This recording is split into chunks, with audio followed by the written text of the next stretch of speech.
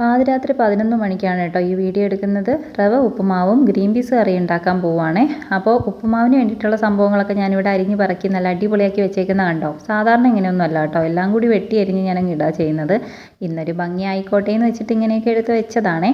അപ്പോൾ ഇത് ഗ്രീൻ പീസിന് വേണ്ടിയിട്ടുള്ള അരപ്പാണ്. സംഭവം എന്താണെന്ന് വെച്ചാലേ, ഇക്ക വന്നപ്പോൾ പാക്കറ്റിലെ ഗ്രീൻ പീസ് വാങ്ങിച്ചിട്ട് വന്നു കേട്ടോ, കുഞ്ഞൻ പാക്കറ്റിലെ ഗ്രീൻ പീസ്.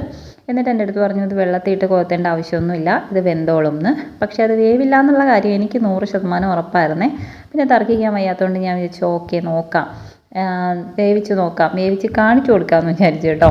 അപ്പോൾ നമുക്ക് ആദ്യം ഉപ്പുമാവിൻ്റെ പരിപാടി നടത്താം. ആ സൈഡിൽ ഞാൻ കുക്കർ വെച്ചിട്ടുണ്ട് കേട്ടോ. അത്യാവശ്യം നല്ല രീതിക്ക് ഫിസിൽ വരുന്നുണ്ട്.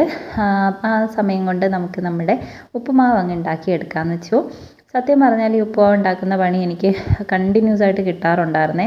ഇപ്പോൾ ഏതാണ്ട് ഒരു മാസത്തോളമായി ഞാൻ ഈ പരിപാടി നിർത്തി വെച്ചിട്ട് പകരം പുട്ടാണ് ഉണ്ടാക്കുന്നത്. ഇക്കാക്ക് ഏതെങ്കിലും ഒരു സംഭവം ഇഷ്ടപ്പെട്ടിട്ടുണ്ടെങ്കിൽ കണ്ടിന്യൂസ് ആയിട്ട് ആ സംഭവമായിരിക്കും കേട്ടോ രാത്രി കഴിക്കുക. അപ്പോൾ ഉപ്പുമാവ് എനിക്ക് അത്ര അങ്ങോട്ട് പെർഫെക്റ്റ് ആവാറുമില്ല. ചില സമയം കുഴഞ്ഞു പോവും, ചില സമയം വേവാതിരിക്കും, ചില ദിവസം നല്ല പെർഫെക്റ്റായിട്ട് കിട്ടുകയും ചെയ്യും കേട്ടോ.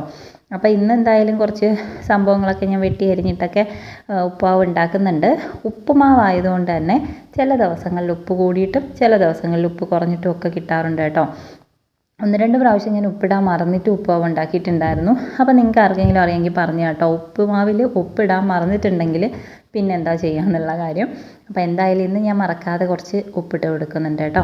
ഓക്കെ, പിന്നെ ഇത് നന്നായിട്ട് തിള വരുമ്പോഴേക്കും നമ്മുടെ ഫിസിൽ അവിടെ നന്നായിട്ട് കൂവി വിളിക്കുന്നുണ്ട്. ഏതാണ്ട് ഒരു 7-8 ഫിസിൽ കേൾപ്പിച്ചിട്ടുണ്ട് കേട്ടോ. ആ സമയത്ത് നമുക്കിതൊക്കെ ഒന്ന് സെറ്റാക്കി എടുക്കുമ്പോഴത്തേക്കും അതും റെഡിയായി കിട്ടുമല്ലോ എന്ന് വിചാരിച്ചു. ഒരു കയ്യിൽ ഫോണും മറ്റേ കയ്യിൽ ഈ ഒരു പാചകവും ആയിട്ടാണ് ഞാനിവിടെ വീഡിയോ എടുത്തുകൊണ്ടിരിക്കുന്നത്.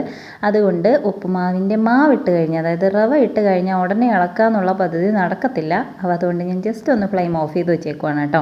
അല്ലെങ്കിൽ കരിഞ്ഞു പോയാലോ കട്ട പിടിച്ചു പോയാലോ എന്നൊക്കെ വെച്ചിട്ട്. അപ്പോൾ ഇതേപോലെ എന്നിട്ട് നമുക്കിനി ഇളക്കി കൊടുക്കാം കേട്ടോ.